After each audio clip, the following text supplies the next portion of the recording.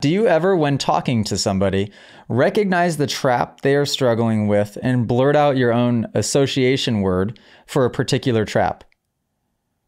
Example, thinking into the future or identifying with their past, etc. And not shut down the other person. Do you ever, when talking to somebody, recognize the trap they're struggling with and blurt out your own association word? So if I understand this question correctly, I think that you're asking if I kind of get ahead of myself when somebody's talking themselves through a problem or asking my advice and I feel as though I might know the answer quickly. Do I just blurt out some type of solution? Everything in me wants to blurt out some type of solution, or an association word is what he's using the term. But I really try to just listen the best I can, which is something that I try and practice. And I know everybody kind of needs to work on that in some capacity or another. My best to just listen. And then when they're done, then I can give the advice the best I can. But I also try not to, if it's not a direct conversation and somebody asking for advice, I try not to deliver advice unsolicited.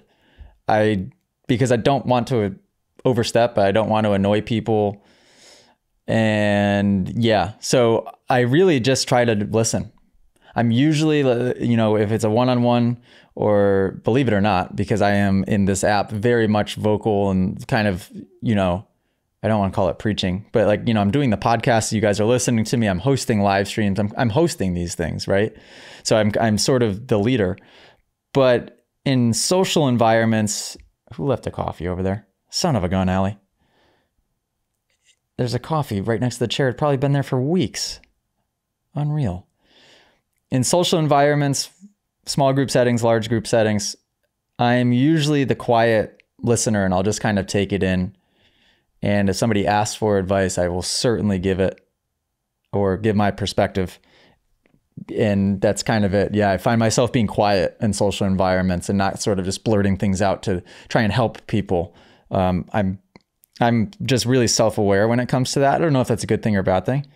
If you guys enjoyed this podcast clip and you want to listen to full episodes, you can do so on Spotify and Apple Music. If you want to send in your own video submission, you can join us in the Moto Academy family inside of the Moto Academy app by just going to themotoacademy.com. That's also where you can sign up for a class. Okay, guys, see you next episode.